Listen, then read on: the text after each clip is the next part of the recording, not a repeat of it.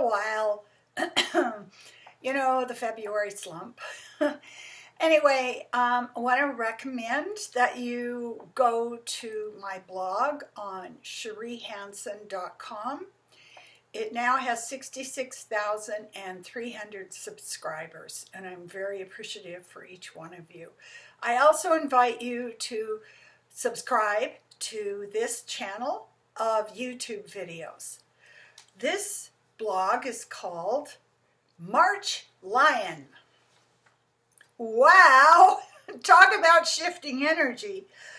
I feel like I woke up, stepped out of bed, and was 8 inches taller. Goals are easier to reach. I can see to the back of the dark mine cupboard more easily. Oh, there it is. I say to myself, there is that wish, hope, dream, long-hidden desire, container of passion, sprinkle for my daily consumption. It was there all the time, but I had forgotten about it, or I had hidden it from myself, or I had stuffed it too far into the unseen regions.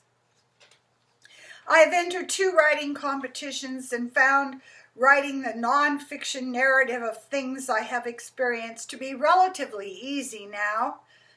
All those years of therapy, shamanic retreats, Ho'onopono practice, the chanting to release have paid off.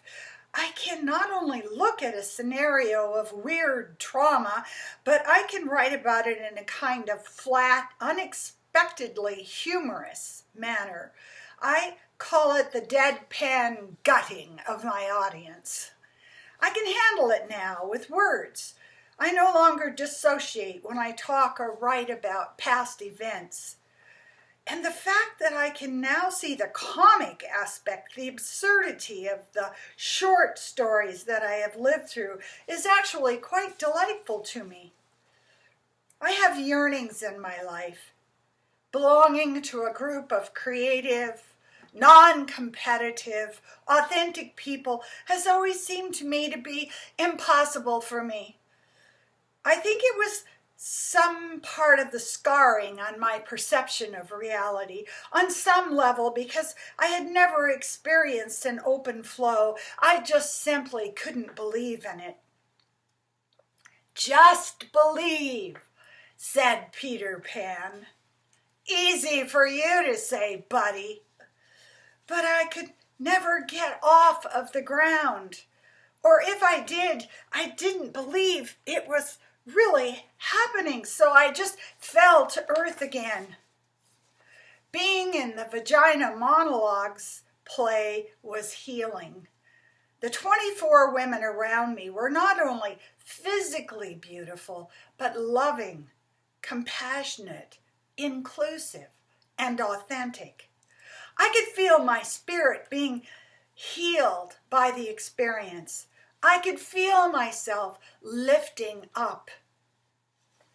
I volunteered for the NDP because my entire adult life I have believed in inclusion, social justice, and the concept that all people, just by being born, deserve love, deserve connection and protection. Working for Shelley Cook was so satisfying. Here was a woman who was not only authentic and honest, but also intelligent. The people around her were delightful, open, ready to see the best in the co-volunteers, and I could feel my spirit being healed by the experience. The board of the Living Positive Center needed a member in order to keep it functioning. As I sat at the table, I was warmed by the other people. They were there to save lives. They were there to help street people, the disenfranchised, the drowning in the cold waters of a commercial, competitive society.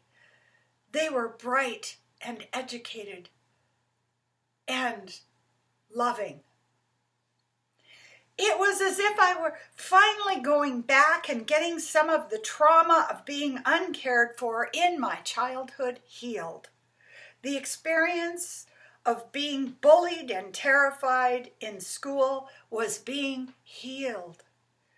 They made me a more compassionate person to go through those experiences, because now I really do understand when someone talks to me. There are certain times in life when you work blindly, hoping against hope, but you keep going.